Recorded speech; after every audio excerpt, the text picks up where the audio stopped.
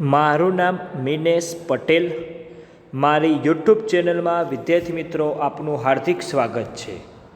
વિદ્યાર્થી મિત્રો, આજે આપણે ધોરણ 8 વિષય વિજ્ઞાન ચેપ્ટર નંબર 7 એની અંદર આજે આપણે વન અને વન્યજીવનનું સંરક્ષણ વિશે ચર્ચા કરીશું. આગળના ભાગમાં આપણે એવું જોયું કે વન નાબૂદીથી શું અસરો થાય છે, વન નાબૂદીના કારણો શું છે.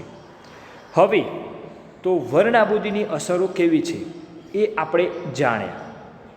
તો વન નાબૂદીની અસરો જાણ્યા બાદ બે વિદ્યાર્થી હતા, પહેલી અને બુજો, બહુ જ ચિંતિત હતા. કારણ કે જો જંગલોનો નાશ થઈ જાય, ધારો કે જંગલની અંદર વૃક્ષ વાવ્યા હોય, જો આપણે વૃક્ષોનો નાશ કરી દઈએ તો વરસાદનું પ્રમાણ ઘટી જાય છે. એટલે આપણે ચિંતામાં આવી જઈએ કે જો વૃક્ષો નહીં વાવીએ વધુ તો વરસાદ આવશે નહીં, અને વરસાદ નહીં આવે તો ખેતરની અંદર પાક ઉગશે નહીં, અને પાક નહીં ઉગે તો આપણને ખાવા મળશે નહીં. એટલે કે જંગલનો નાશ કરવો આપણા માટે હિતાવહ નથી. તો આ બે વિદ્યાર્થીઓ પ્રોફેસર અહેમદ પાસે ગયા અને પ્રોફેસર અહેમદને પૂછ્યું કે વન અને વન્ય પ્રાણીઓ એટલે કે જંગલ અને જંગલના પ્રાણીઓને કેવી રીતે બચાવી શકાય. તો એના માટે પ્રોફેસર અહેમદે સરસ મજાનો પહેલાં તો એક સમજાવ્યું, જવાબ આપ્યો, પર્યાવરણ સાથેનો સંબંધ સમજાવ્યો કે જીવાવરણ પૃથ્વીનો એવો ભાગ છે કે જેમાં સજીવો વસવાટ કરે છે અને જીવનનો આધાર આપે છે. પૃથ્વી પર 3 વાતાવરણ છે, જીવાવરણ, મૃદાવરણ અને વાતાવરણ. એમાંનું એક જીવાવરણ. જૈવ વિવિધતાનો અર્થ શું થાય કે પૃથ્વી પર જોવા મળતા વિભિન્ન સજીવો, તેઓની વચ્ચે આંતર સંબંધ અને પર્યાવરણ સાથેનો સંબંધ બંધાય, એટલે કે જીવાવરણ, એટલે કે જૈવ વિવિધતા કહેવાય. તો વન નાબૂદીની અસરોથી બચવા માટે પ્રોફેસર અહેમદે તેમના 2 સ્ટુડન્ટો પહેલી અને બુજો અને તેમના સહઅધ્યાયીઓ માટે જૈવાવરણ સુરક્ષિત ક્ષેત્રની મુલાકાત માટેનું આયોજન કર્યું. એટલે એમણે કીધું કે આપણે આ જગ્યાએ મુલાકાત લઈએ અને તેમાંથી આપણે જાણીએ. તો એમણે પંચમઢી નામનો આરક્ષિત સુરક્ષિત ક્ષેત્રની પસંદગી કરી. અને તે તો બધું એના વિશે જાણતા હતા. વિદ્યાર્થી મિત્રો, અત્યારે હિસ્ટોરિકલ પ્લેસ આપણા રાજ્યની અંદર ઘણા બધા છે, જેમ કે સીદી સૈયદની જાળી, અડાલજી વાવ, મોઢેરા સૂર્ય મંદિર. તો ત્યાં જઈએ છીએ વિદ્યાર્થી મિત્રો, તો આપણે શું કરીએ છીએ? મોઢેરા સૂર્ય મંદિર, સૂર્યનું પ્રથમ કિરણ ડાયરેક્ટ ત્યાં પડે છે, પ્રતિબિંબ. તો આપણે જાણીએ છીએ કે તેનું મોઢેરા સૂર્ય મંદિર કેવી રીતે બનાવેલું છે, કયા રાજા મહારાજાઓએ બનાવેલું છે, પછી એની કોતરણી કેવી રીતે કરેલી છે, એ બધું આપણે જાણવા ઉત્સુક હોઈએ છીએ. તેનાથી આપણામાં શું આવે છે વિદ્યાર્થી મિત્રો? નોલેજ વધે છે. એટલા માટે એમણે એક એવું જ પંચમઢી જૈવાવરણ સુરક્ષિત ક્ષેત્રની પસંદગી કરી. અને તે તો ઓલરેડી જાણતા હતા કે વનસ્પતિઓ અને પ્રાણીઓ ઉપરી હિમાલયની શૃંખલાઓ તેમજ નીચાણવાળા પશ્ચિમ ઘાટ વિસ્તારના પ્રાણીઓ અને વનસ્પતિઓને સમાન છે, ત્યાં આ બધા વસવાટ કરતા હોય છે. અહેમદનો વિશ્વાસ હતો કે આ ક્ષેત્રની જૈવ વિવિધતા કંઈક આગવી છે, એટલે કે તેમના આંતર સંબંધો વચ્ચેનો સંબંધ એક સારો છે. તેઓએ વન કર્મચારી શ્રી માધવજીને, ત્યાંનો જે કર્મચારી હોય, કોણ હતું? વન માધવજી હતા. એમણે જૈવાવરણ સુરક્ષિત ક્ષેત્રમાં વિદ્યાર્થીઓનું માર્ગદર્શન કરવાનો અનુરોધ કર્યો. એટલે કે અત્યારે તો વિદ્યાર્થી મિત્રો, તમે ધારો કે પાટણની રાણકી વાવ જોવા જાઓ તો ત્યાં દરેક માણસ મૂકેલા હોય છે. એ માણસ આપણને એવું કહે છે કે હું આટલા પૈસા લઈશ, તમને રાણકી વાવ વિશેની બધી જ સમજૂતી આપીશ. તો એવી જ રીતે અહીંયા એક વન કર્મચારી હતા માધવજી, એમને માર્ગદર્શન આપવાનો અનુરોધ કર્યો. એના પછી તેઓએ જણાવ્યું કે એનું જૈવિક મહત્ત્વ શું છે, એટલે કે જૈવિક મહત્ત્વ ધરાવતા ક્ષેત્રનો બચાવ એ આપણી રાષ્ટ્રીય પરંપરાનો એક ભાગ છે. યસ, એટલે કે કુદરતી રીતે વસ્તુ પ્રાપ્ત થયું હોય અથવા જૈવિક રીતે વસ્તુ પ્રાપ્ત થયું હોય એનો બચાવ કરવો એ આપણી રાષ્ટ્રીય પરંપરાનો એક ભાગ છે. એમણે વિદ્યાર્થીઓને સમજાવ્યા કે આપણા પોતાના વ્યક્તિગત પ્રયત્નો તેમજ સમાજના પ્રયત્નોથી વિશેષ સરકારી સંસ્થાઓ પણ વન તેમજ વન્ય પ્રાણીઓના સંરક્ષણ માટે કાર્યરત છે. અત્યારે તમે જુઓ તો ઇન્દ્રોડા પાર્ક, કાંકરિયા પ્રાણી સંગ્રહાલય, આવી અલગ અલગ સંસ્થાઓ એટલે કે વન્ય પ્રાણીઓનું શું કરે છે? રક્ષણ કરે છે. તેઓને ખાવા પીવાનું પૂરું પાડે છે. પછી તેનું રોજે રોજ વાતાવરણ પર્યાવરણ પૂરું પાડે છે. યસ, પછી તેમની સરકાર તેઓની સુરક્ષા અને સંરક્ષણ હેતુ માટે નિયમ અને પદ્ધતિઓ અને યોજનાઓ બનાવે. અલગ અલગ અભયારણ્યો થઈ ગયા છે. જેમ આપણા રાજ્યની ધારો કે કાંકરિયા છે, બીજી જગ્યાએ બહુ મોટું સુરત ઉદ્યાનો હોય, રાષ્ટ્રીય ઉદ્યાન. પછી પક્ષીઓની વાત આવે તો થોળની અંદર નળ સરોવર છે કે જે અલગ અલગ જાતિના પક્ષીઓ જોવા મળે છે. યસ, તો માટે વન્ય પ્રાણી અભયારણ્ય, રાષ્ટ્રીય ઉદ્યાન, જૈવાવરણ સુરક્ષિત ક્ષેત્ર વગેરે વનસ્પતિઓ અને પ્રાણીઓ માટે સંરક્ષિત તેમજ સુરક્ષિત ક્ષેત્ર છે.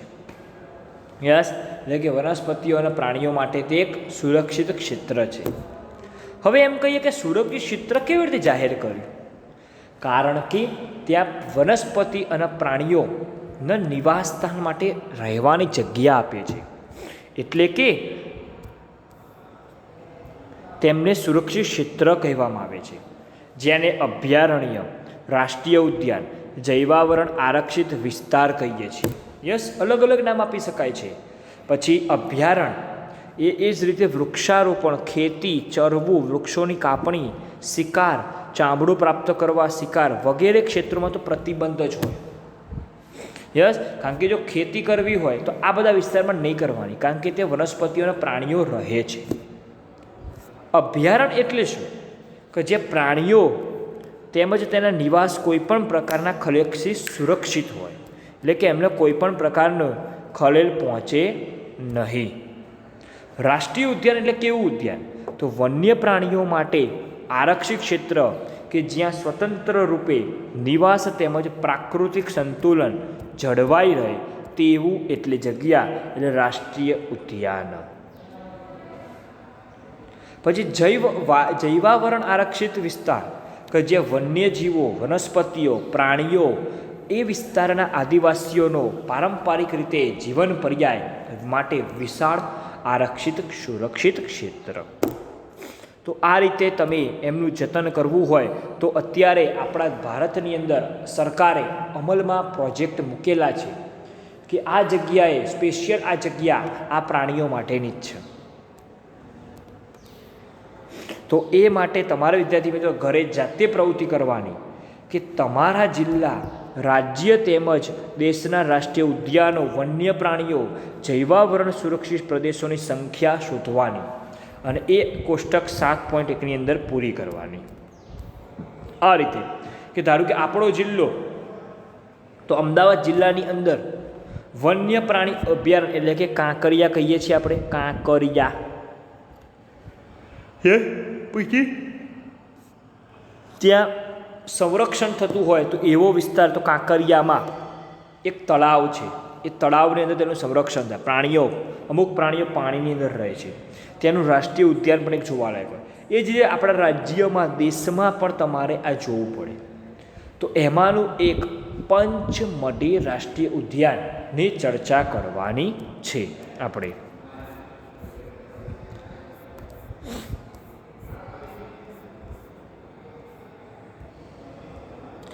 હવે જૈવ આરક્ષણ વિસ્તાર.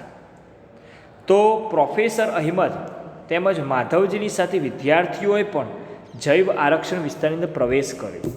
પછી માધવજીએ શું કર્યું? ત્યાંનો જે કર્મચારી હતો એમને જૈવ વિસ્તારના રક્ષણ માટે જૈવ આરક્ષણ વિસ્તાર બનાવ્યો. એટલે કે જૈવ વિવિધતા એટલે કેવી વિવિધતા? કે કોઈ પણ ક્ષેત્રમાં જોવા મળતી બધી વનસ્પતિઓ, પ્રાણીઓ અને સૂક્ષ્મ જીવોની વિભિન્ન પ્રજાતિઓ. એટલે કે કોઈ પણ ક્ષેત્રનો જૈવ આરક્ષિત વિસ્તાર એ તે ક્ષેત્રની સંસ્કૃતિ જાળવી રાખવામાં મદદરૂપ થાય છે અને જૈવ વિવિધતામાં મદદરૂપ થાય. યસ, તો અલગ અલગ જગ્યાએ ગયા હોઈએ તો અલગ અલગ ભાષાઓ બોલાય, તો તેની રહેણી કરણી એવી જાણવી આપણે જરૂરી છે. એટલે કે કોઈ પણ જૈવાવરણ આરક્ષિત વિસ્તારની અંતર્ગત અન્ય સુરક્ષિત વિસ્તાર પણ હોઈ શકે છે. તો એના માટે પંચમઢી જૈવાવરણ આરક્ષિત વિસ્તારમાં સાતપુડા નામનો એક રાષ્ટ્રીય ઉદ્યાન તેમજ બોરી તેમજ પંચમઢી નામના 2 વન્ય પ્રાણી અભયારણ્ય આવેલા છે. તો જો વિદ્યાર્થી મિત્રો નકશાની અંદર બતાવેલા છે સાતપુડો અને બોરી, અને તો આ રહ્યા સાતપુડો રાષ્ટ્રીય ઉદ્યાન, બોરી અભયારણ્ય અને પંચમઢી અભયારણ્ય. યસ, આ બંને શું છે? આરક્ષિત રાષ્ટ્રીય ક્ષેત્રના બંને રાષ્ટ્રીય ઉદ્યાનો. સાતપુડા રાષ્ટ્રીય ઉદ્યાન અને આ બંને અભયારણ્ય. આપણે એની મુલાકાત લેવાની છે કે તેની અંદર શું છે, શું જોવા લાયક છે. તો વિદ્યાર્થી મિત્રો એના માટે આપણે વનસ્પતિ સૃષ્ટિ અને પ્રાણી સૃષ્ટિનો અભ્યાસ કરવો પડે. કે બાળકોને ભ્રમણ કરતી વખતે જૈવાવરણ આરક્ષિત વિસ્તારની લીલોતરીની પ્રશંસા કરી બાળકોએ.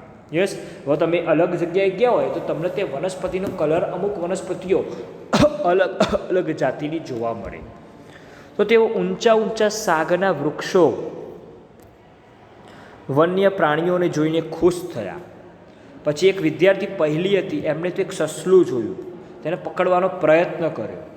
તે તેની પાછળ દોડી, તો પ્રોફેસર અહેમદે તેને અટકાવીને સમજાવી કે પ્રાણીઓ પોતાના નિવાસસ્થાનમાં ખુશ રહે છે, એટલે કે એમને પરેશાન કરવા જોઈએ નહીં.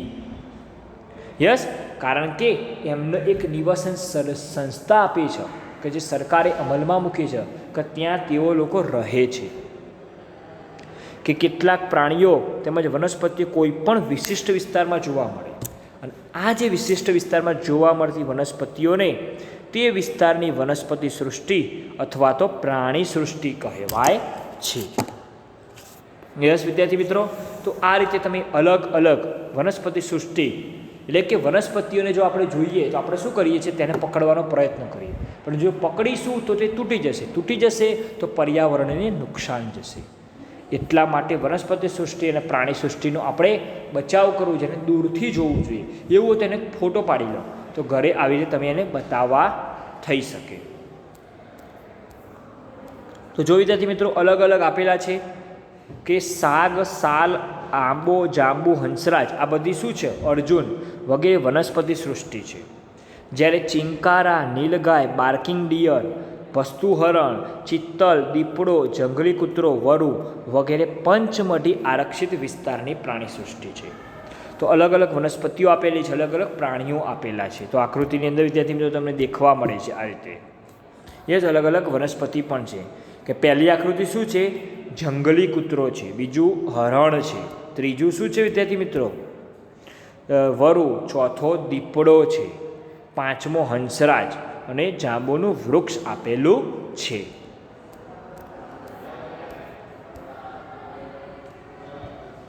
હવે એના પછી આપણા વિસ્તારની અંદર આવેલા વનસ્પતિ અને પ્રાણી સૃષ્ટિને ઓળખવાનો પ્રયત્ન કરો. તો વિદ્યાર્થી મિત્રો તમે ઘરે પ્રવૃત્તિ કરી શકો. તમારી આજુબાજુના વિસ્તારમાં વનસ્પતિ કઈ આવેલી છે, કઈ તમે દેખેલી છે, પછી કયા કયા પ્રાણીઓ તમે દેખેલા છો એના નામ લખવાના. એના પછી પ્રશ્ન આવે છે સ્થાનિક જાતિઓ. યસ, તો વિદ્યાર્થી મિત્રો સ્થાનિક જાતિઓ એટલે કેવી? કે આપણે જો વિદ્યાર્થી મિત્રો આપણે પોતે પટેલ હોઈએ, બ્રાહ્મણ હોય, પ્રજાપતિઓ, તે બધી જાતિઓ છે. તો એ જ પ્રમાણે પ્રાણીઓની અંદર પણ જાતિઓ જોવા મળે છે. કે બાળકો ઝડપથી શાંતિપૂર્વક ગાઢ જંગલમાં પ્રવેશ્યા હતા. એક વિશાળ ખિસકોલીને જોઈને આશ્ચર્યચકિત થયા.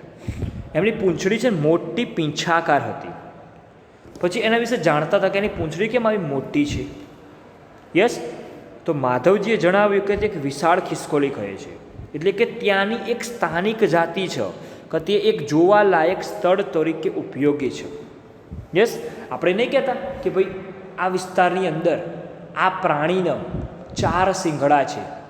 યસ, આમ દરેક પ્રાણીના 2 જ શિંગડા હોય, તો આમ કંઈક આ 4 શિંગડા છે, તો એક અલગ થયું, એક દેખવાલાયક જગ્યા થઈ, દેખવાલાયક પ્રાણી થયું. માટે કહેવાય કે એક વિસ્તારની સ્થાનિક જાતિ કહેવાય. હવે સ્થાનિક જાતિની વિદ્યાર્થી મિત્રો વ્યાખ્યા શું આવે કે વનસ્પતિઓ અને પ્રાણીઓની એવી જાતિઓ કે જે કોઈ એક જ ક્ષેત્રમાં વિશિષ્ટ રૂપે જોવા મળે, એક જ ક્ષેત્રમાં અલગ અલગ રૂપે જોવા મળે, એને કહે છે સ્થાનિક જાતિ કહે છે. એટલે કે તે કોઈ અન્ય વિસ્તારમાં પ્રાકૃતિક રૂપે જોવા ના મળે. જે એક વિસ્તારમાં જોવા મળે તો તે બીજા વિસ્તારમાં ના મળે જોવા. એ જ રીતે વનસ્પતિઓમાં પણ એવું હોય. આપણે કહીએ કે ભાઈ બાજુના ગામમાં એક વનસ્પતિનો છોડ બહુ જ મસ્ત વાવ્યો છે, યસ, એ છોડ આજ સુધી ક્યાંય બીજે કોઈએ વાવ્યો નથી, તો એ આપણા માટે દેખવાલાયક થયું. યસ, તો કહી શકીએ કે કોઈ અન્ય વિસ્તારમાં પ્રાકૃતિક રૂપે જોવા ના મળે. એટલે કે વિશિષ્ટ પ્રકારની વનસ્પતિઓ પ્રાણીઓનો એક કોઈ ચોક્કસ વિસ્તાર હોય, રાજ્ય હોય અને દેશની એક સ્થાનિક જાતિ હોઈ શકે છે. જેમ કે આપણે ગીરના જંગલોની અંદર અલગ અલગ પ્રકારના વાઘ જોવા મળે છે. તો એ વાઘ શું છે, તો ગીરના જંગલની અંદર જ રહે છે. એટલે કે તેઓ ક્યાંય બહાર આવતા નથી, એટલે કે બીજા રાજ્યમાં જાય નહીં. તો પછી માધવજીએ શું કર્યું, એ લોકોને અલગ અલગ જાતિના પક્ષીઓ, પ્રાણીઓ અને વનસ્પતિઓ જોવા માટે એક પંચમઢી જૈવાવરણ આરક્ષિત ક્ષેત્રમાં આવેલા સાલ અને જંગલી આંબોની આકૃતિ બતાવેલી છે. આકૃતિમાં એનો પરિચય કરા. આ થઈ જંગલી આંબો. એના પછી જંગલી આંબો પછી શું કીધું વિદ્યાર્થી મિત્રો? યસ, સાલ. તો વિદ્યાર્થી મિત્રો આ જે છે વિશાળ ખિસકોલી છે, જો આકૃતિની અંદર વિશાળ ખિસકોલી છે, યસ, કે જે ડાળીની ફરતે તે લટકાવે. આવી ખિસકોલી તમે તમારા અહીંયા જે ત્યાં રહો છો તે અમદાવાદની અંદર ત્યાં જોઈ નહીં હોય. તો માટે આપણે એવું સાંભળીએ કે સ્થાનિક જાતિઓ લુપ્ત થઈ શકે, એટલે કે નાશ થઈ શકે ના. કારણ કે ઝાડને બતાવીને સ્થાનિક વાસીઓનું વનસ્પતિનું એક ઉદાહરણ આપ્યું. એમણે એક ઝાડ બતાવ્યું કે આ ઝાડ છે ને અહીંયા મોટું થયું છે, કદી એનો આપણે નાશ પામવાનો નથી. ધારો કે જંગલી બળદ, એનું નામ આપ્યું બાયસન, કદી એક જ જગ્યાએ રહે છે, એટલે કે ત્યાંનું એક સ્થાનિક પ્રખ્યાત થઈ ગયું. નહીં કહેતા કે પછી આ એરિયાની અંદર આ વસ્તુ ખાવા માટે પ્રખ્યાત છે. એ નહીં કહેતા કે અહીંયા આ કંઈક દેખવાલાયક માટે પ્રખ્યાત છે. તો એવું એક જંગલી બળદ, ભારતીય ખિસકોલી વિશાળ, જે આકૃતિમાં મેં તમને બતાવીએ, ઉડતી ખિસકોલી, આ વિસ્તારના સ્થાનિક પ્રાણીઓ રહે છે. કોની અંદર? પંચમઢી રાષ્ટ્રીય અભયારણ્યમાં. અહેમદે કીધું કે જો તેના નિવાસસ્થાનનો નાશ થવાથી અને વસ્તી વધારો કરો તો ત્યાં નવી જાતિઓને લાવવાથી સ્થાનિક જાતિના કુદરતી નિવાસ અને તેમના અસ્તિત્વને જોખમ થાય. જો એમના રહેઠાણને આપણે નુકસાન કરી નાખીએ અને એ જગ્યાએ જો આપણે પોતે રહેવા લાગીએ, બીજા લોકો રહેવા આવે, યસ, તો તેમનું રહેવું મુશ્કેલ થઈ જાય. કારણ કે તેઓ કુદરત પર આધાર રાખે છે, ખોરાક પણ કુદરતી રીતે મેળવે છે. યસ, કારણ કે એ લોકોને તો કોઈ જરૂર આપતું, હા, તેનો જે કર્મચારી હોય તેને રેગ્યુલર આપે છે ખાવાનું. તો આ રીતે વિશાળ ખિસકોલી છે. તો હવે જાતિ શબ્દ શું છે વિદ્યાર્થી મિત્રો? તો જાતિ એ સજીવોની વસ્તીનો એવો એક સમૂહ છે કે જે એકબીજા સાથે આંતર પ્રજનન કરવા માટે સક્ષમ, એટલે કે એકબીજા સાથે તે કામ કરી શકે, એવો કોઈ ભેદભાવ રાખવાનો નહીં. બધા જ જાતિના સભ્યો સરખા. યસ, માત્ર પોતાના જાતિના સભ્યો સાથે જ પ્રજનનનું નિર્માણ કરી શકે. એટલે કે એક જ જાતિના સભ્યો સામાન્ય લક્ષણો ધરાવે, અલગ અલગ હોય તો તે અલગ અલગ ધરાવે. ધારો કે વાઘ અને સિંહમાં બહુ જ ફરક છે, વાઘ અને કૂતરામાં બહુ ફરક છે. એ જંગલનો રાજા સિંહ છે, કૂતરો વફાદાર પ્રાણી છે, તેનો અલગ અલગ વિસ્તારમાં અંગ નક્કી કરેલું હોય.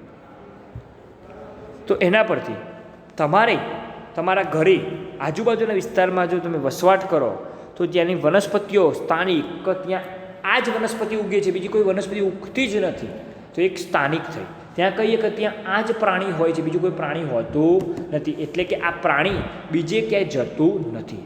એવી એક યાદી તમારે જાતે બનાવવાની. એના પછી વન્ય પ્રાણી અભયારણ્ય શું આવે છે? વન્ય પ્રાણી અભયારણ્ય કેવું હોય છે? હવે ત્યાં શું હોય? જંગલોની અંદર પ્રાણીઓ રહેતા હોય. યસ, તો એક બોર્ડ જોયું પહેલીએ કે ત્યાં લખ્યું હતું પંચવટી વન્ય પ્રાણી અભયારણ્ય લખેલું હતું. પછી અહેમદ સમજાવે છે કે સામાન્ય રીતે આવા સ્થળોએ પ્રાણીઓને મારી નાખવા કે પકડવા કાયદાની દૃષ્ટિએ સખત રીતે પ્રતિબંધિત સજાપાત્ર છે માન્યા. એટલા માટે સરકારે વન્ય પ્રાણી અભયારણ્યો અલગ અલગ રાજ્યની અંદર વસાવ્યા કે જ્યાં જંગલી પ્રાણીઓ તેમનું પોતાનું નિવાસસ્થાન લઈ શકે. લઈ શકે. તો એટલા માટે સખત રીતે પ્રતિબંધિત અને સજાપાત્ર છે. આરક્ષિત જંગલોની જેમ વન્ય પ્રાણી અભયારણ્ય પણ વન્ય પ્રાણીઓને સંરક્ષણ અને સાનુકૂળ જીવન પરિસ્થિતિ પૂરી પાડે છે. તેઓ એવું પણ કહે છે કે વન્યજીવ અભયારણ્યમાં રહેતા લોકોને કેટલીક પ્રવૃત્તિઓ જેવી કે પશુધન માટેનો ચારો, ઔષધીય વનસ્પતિ, બળતણ, લાકડું વગેરેની પરવાનગી આપે છે. કેમ? કારણ કે એમને સાનુકૂળ જીવન પરિસ્થિતિ જીવવું છે, જીવન આપણી રીતે જીવવું છે કે તેમને સમયસર ઔષધિ વનસ્પતિ મળી રહે, પ્રાણીઓને બળતણ માટેનું લાકડું વગેરેની પરવાનગી કોણ આપે? વન્ય પ્રાણી અભયારણ્ય આપે. વિદ્યાર્થી મિત્રો, ઘણા બધા વન્ય પ્રાણી અભયારણ્યો છે કે મુકાયેલા જંગલી પ્રાણીઓ જેવા કે કાળું હરણ, શ્વેત આંખોવાળું હરણ, હાથી, સોનેરી બિલાડી, આ બધા અલગ અલગ ભાગ ધરાવતા પ્રાણીઓ છે.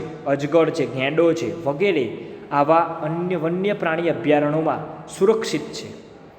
કારણ કે તેમને સમયસર ખાવાનું મળી રહે, સમયસર વનસ્પતિ મળી રહે, પરવાનગી આપી દે છે. એટલે કે ભારતીય અભયારણ્યોમાં આગવા વિસ્તારો, મોટો સપાટ જંગલો, પહાડી જંગલો, મોટી નદીઓના મુખ ત્રિકોણ, પ્રદેશની જાળીવાળી જમીન અથવા જાળીઓ હોય છે.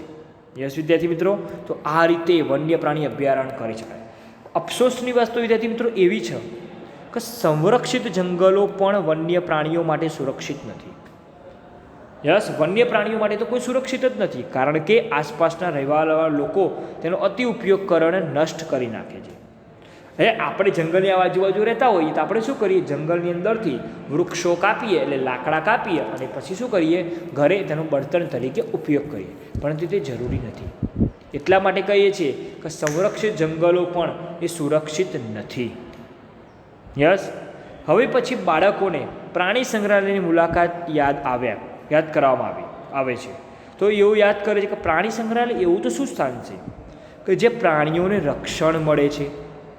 કે પ્રાણી સંગ્રહાલયની અંદર એક પ્રાણીઓને પોતાનું ઘર મળી રહે છે, ત્યાં પોતાને ખાવા મળે છે. અભયારણ્યની અંદર શું હોય? બધું અલગ અલગ હોય, ત્યાં તો નાશ પણ થઈ શકે છે. એટલા માટે તમે નજીકની પ્રાણી સંગ્રહાલય જેવું કે કાંકરિયાની મુલાકાત લો અને કઈ પરિસ્થિતિમાં તેમને રાખવામાં આવે છે તેની તમારે જાતે નોંધ કરવાની હોય છે. વિદ્યાર્થી મિત્રો, તો આજે આપણે આ વિડીયોની અંદર વન નાબૂદીના કારણો, વન્ય પ્રાણી અભયારણ્ય અને જૈવ આરક્ષિત ક્ષેત્ર વિશે ચર્ચા કરી. વિદ્યાર્થી મિત્રો, મારી વિડીયો તમને પસંદ આવી હોય તો જરૂર લાઈક, શેર અને સબસ્ક્રાઈબ કરજો. ધન્યવાદ.